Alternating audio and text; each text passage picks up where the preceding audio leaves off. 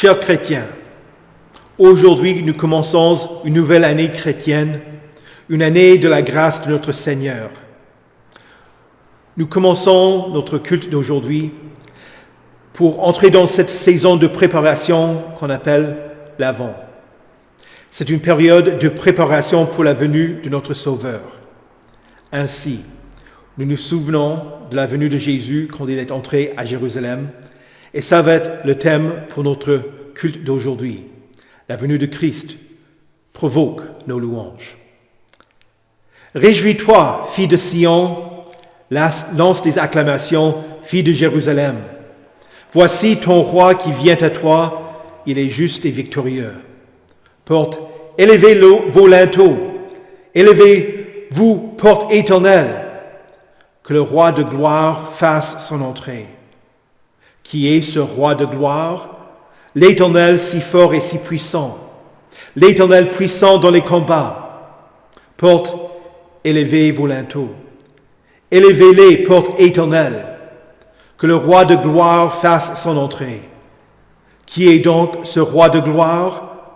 Le Seigneur le Tout-Puissant. C'est lui, le roi de gloire. Au nom du Père et du Fils et du Saint-Esprit. Amen.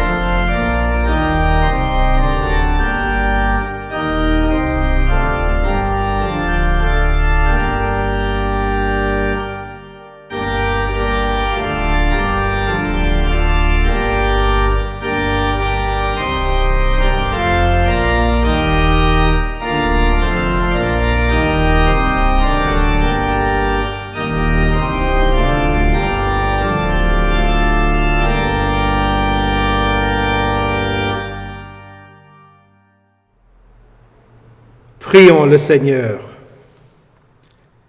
Réveille ta puissance et viens, Seigneur, pour que, dans le grand péril où nous mène notre péché, nous puissions trouver en toi le défenseur qui nous délivre et le libérateur qui nous sauve. Toi qui vis et règnes avec le Père et le Saint-Esprit, un seul Dieu, maintenant et pour les siècles des siècles. Amen. Écoutez avec respect et recueillement les lectures pour ce premier dimanche de l'Avent. Tout d'abord dans l'Ancien Testament, dans le livre du prophète Jérémie, au chapitre 33, les versets 14 à 16. « Voici que les jours viennent, déclare l'Éternel, où j'accomplirai la bonne parole que j'ai prononcée à l'intention de la communauté d'Israël et de celle de Juda. Durant ces jours-là, à ce moment-là, je ferai pousser pour David un germe de justice. Il exercera le droit et la justice dans le pays. À cette époque-là, Juda sera sauvé et l'on habitera en sécurité à Jérusalem. Voici comment on l'appellera, l'Éternel notre justice. » Ici prend fin la lecture de l'Ancien Testament. Écoutez également l'épître dans 1 Thessaloniciens au chapitre 3, les versets 9 à 13. Comment exprimer en retour toute notre reconnaissance à Dieu à votre sujet pour toute la joie que nous éprouvons à cause de vous devant notre Dieu ? Nuit et jour, nous le prions avec beaucoup d'insistance de nous permettre de vous revoir et de compléter ce qui manque à votre foi. Que Dieu lui-même, notre Père et notre Seigneur Jésus-Christ, dirige notre parcours jusque chez vous. Que le Seigneur fasse grandir et déborder l'amour que vous avez les uns pour les autres et pour tous les hommes, à l'exemple de celui que nous avons pour vous. Qu'il affermisse ainsi votre cœur pour qu'il soit irréprochable dans la sainteté devant Dieu notre Père, lors du retour de notre Seigneur Jésus avec tous ses saints. Ici prend fin la lecture de l'Épître. Écoutez enfin l'Évangile dans Luc au chapitre 19, les versets 28 à 40. Après avoir dit cela, Jésus marcha devant la foule pour monter à Jérusalem. Lorsqu'il approcha de Bethphagée et de Béthanie, vers la colline appelée Mont des Oliviers, Jésus envoya 2 de ses disciples en leur disant « Allez au village qui est en face. Quand vous y serez entrés, vous trouverez un ânon attaché sur lequel personne n'est encore jamais monté. Détachez-le et amenez-le. Si quelqu'un vous demande « Pourquoi le détachez-vous ?» vous lui répondrez « Le Seigneur en a besoin. » Ceux qui étaient envoyés partirent et trouvèrent tout comme Jésus le leur avait dit. Comme ils détachaient l'ânon, ses maîtres leur dirent « Pourquoi détachez-vous l'ânon » Ils répondirent « Le Seigneur en a besoin. » Et ils amenèrent l'ânon à Jésus. Après avoir jeté leur manteau sur son dos, ils firent monter Jésus. À mesure qu'il avançait, les gens étendaient leurs vêtements sur le chemin. Déjà, il approchait de Jérusalem, vers la descente du mont des Oliviers. Alors toute la foule des disciples, remplis de joie, se mirent à adresser à haute voix des louanges à Dieu pour tous les miracles qu'ils avaient vus. Ils disaient « Béni soit le roi qui vient au nom du Seigneur. Paix dans le ciel et gloire dans les lieux très hauts. » Du milieu de la foule, quelques pharisiens dirent à Jésus « Maître, reprends tes disciples. » Il répondit « Je vous le dis, si eux se taisent, les pierres crieront. » Ici prend fin la lecture de l'Évangile. Heureux ceux qui écoutent la parole de Dieu et qui la gardent. Confessons notre foi. Je crois en Dieu, le Père Tout-Puissant, Créateur du ciel et de la terre. Je crois en Jésus-Christ, son Fils unique, notre Seigneur, qui a été conçu du Saint-Esprit et qui est né de la Vierge Marie. Il a souffert sous Ponce Pilate, il a été crucifié, il est mort, il a été enseveli. Il est descendu aux enfers. Le 3e jour, il est ressuscité des morts. Il est monté au ciel. Il siège à la droite de Dieu, le Père Tout-Puissant, et il viendra de là pour juger les vivants et les morts. Je crois au Saint-Esprit, la Sainte Église universelle, la communion des saints, la rémission des péchés, la résurrection de la chair et la vie éternelle. Amen.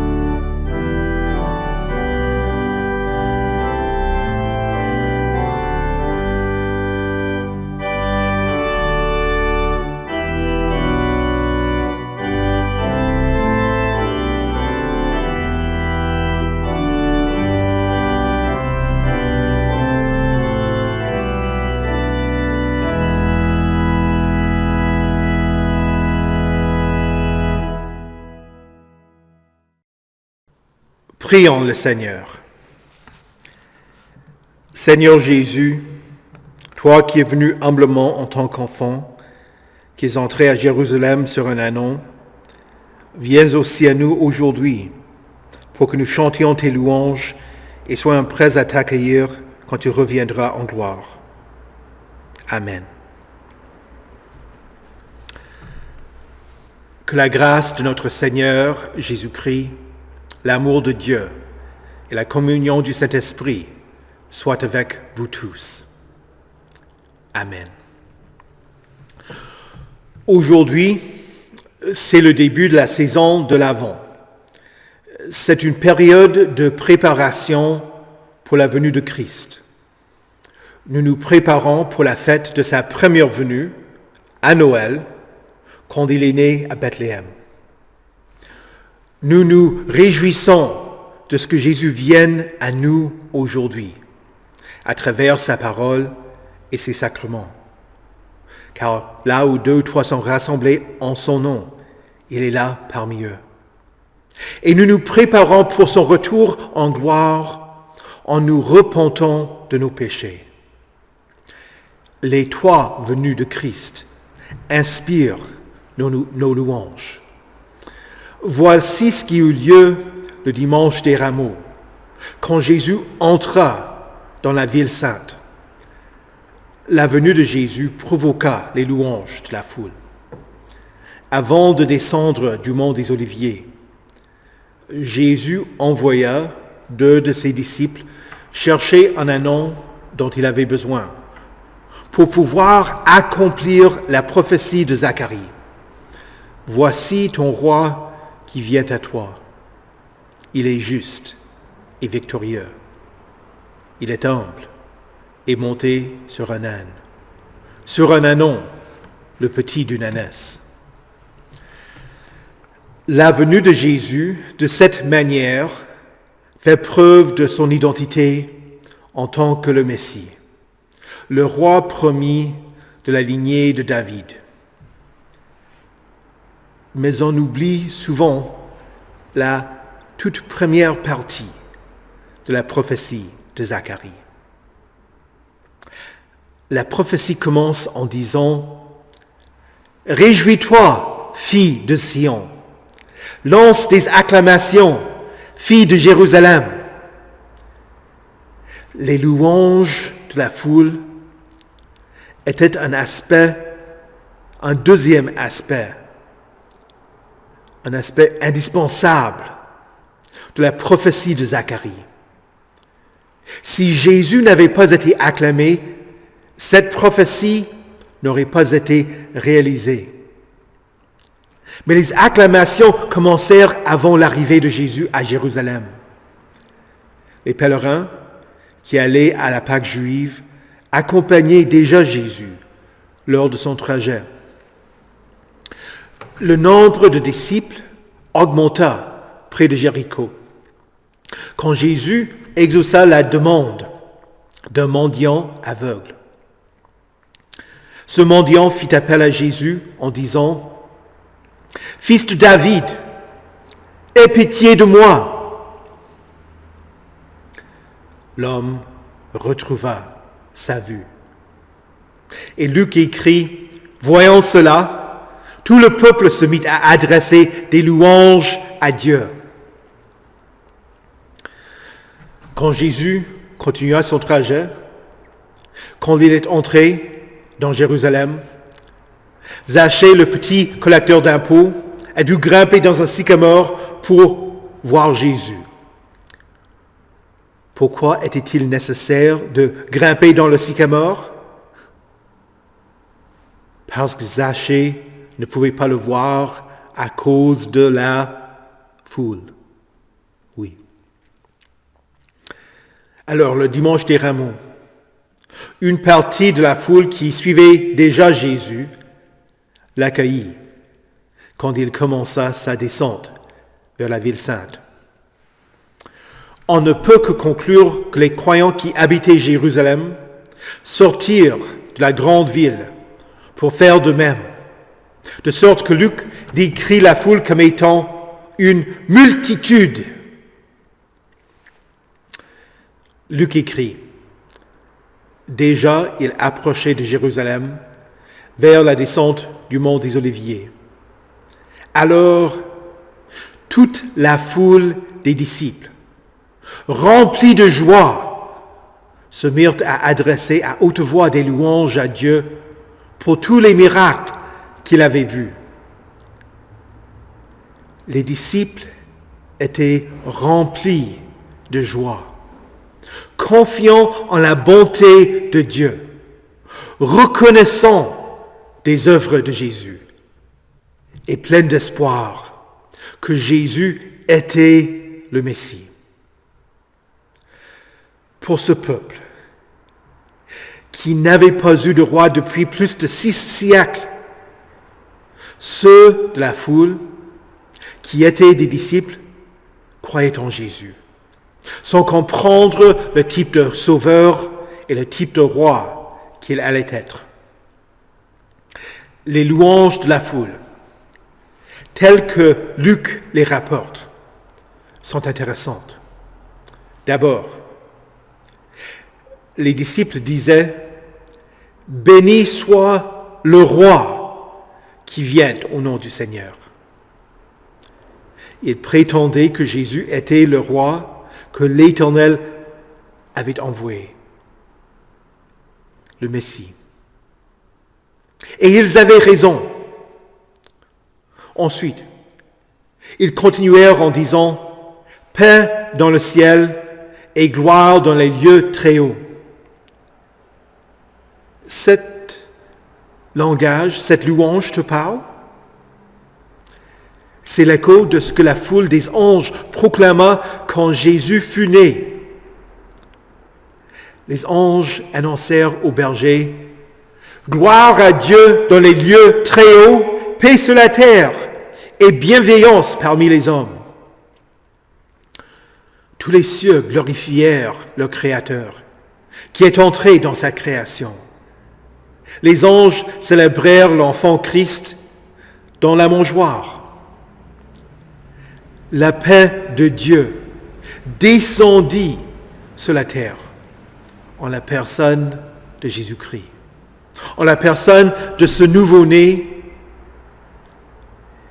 et il vint afin d'être la bienveillance de Dieu pour tous les hommes.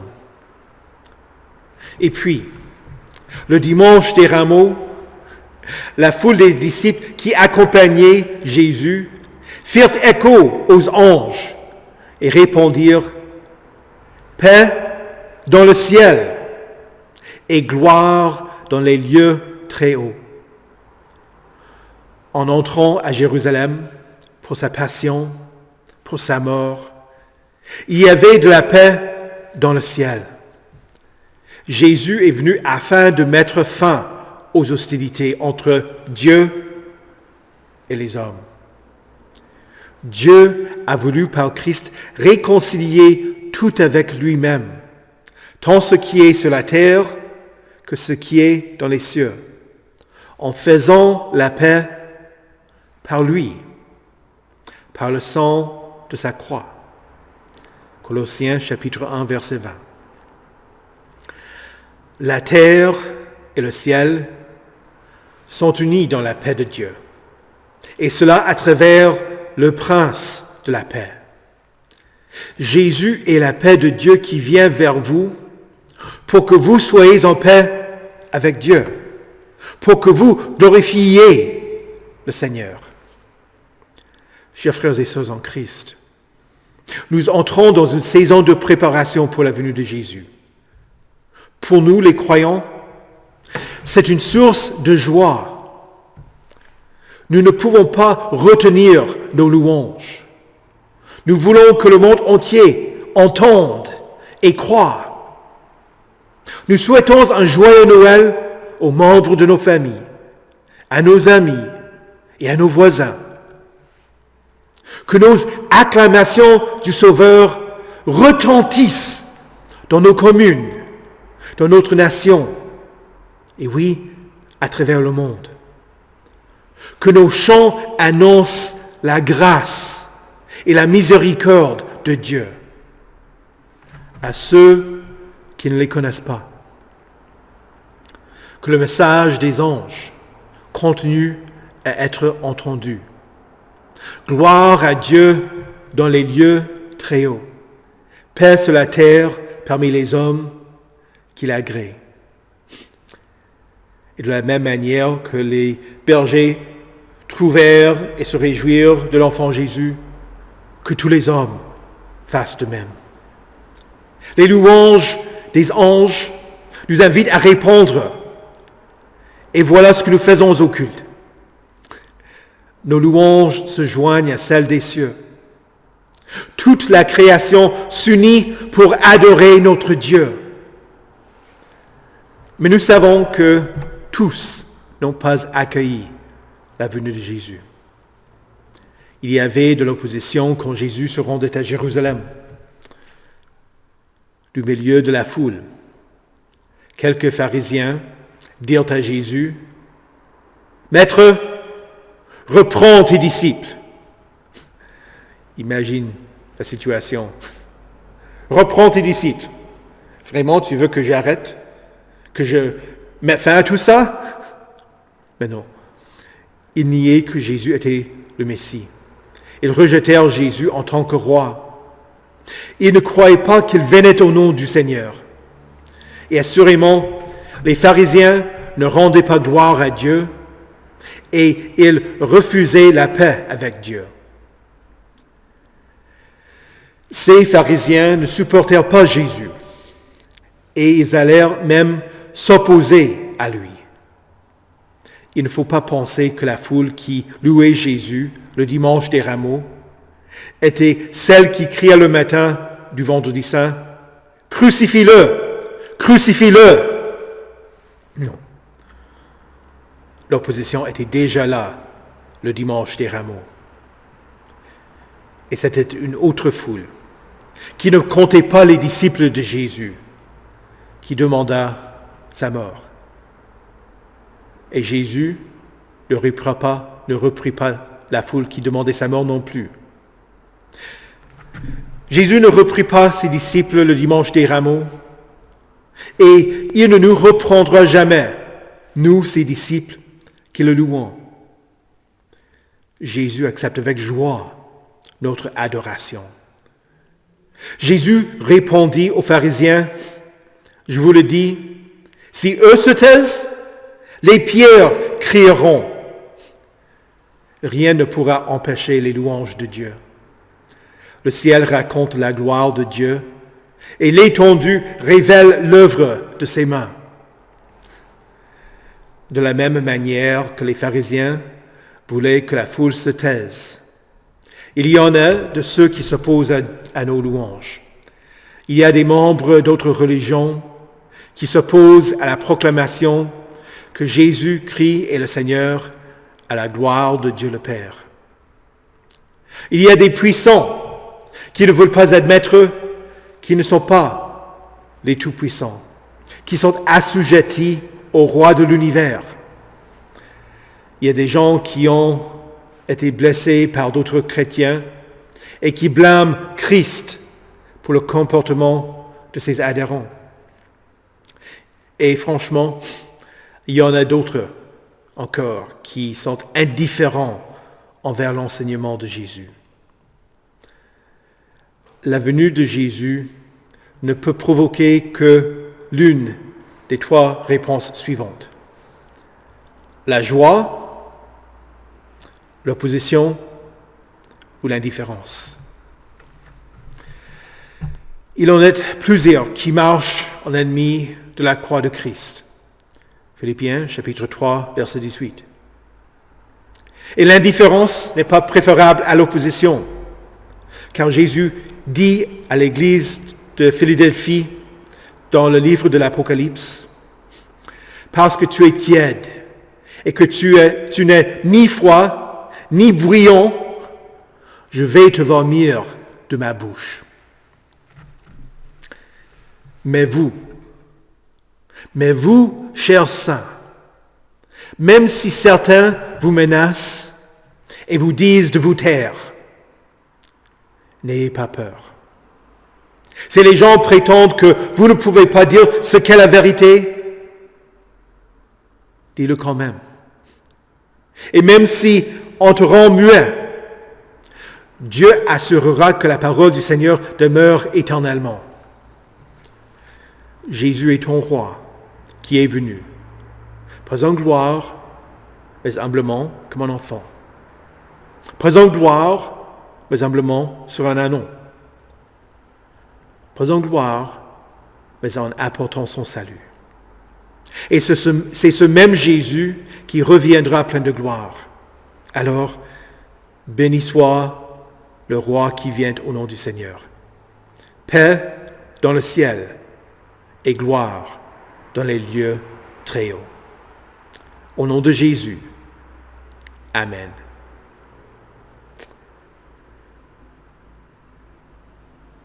Reçois favorablement, Seigneur, les paroles de ma bouche et la méditation de tous nos cœurs.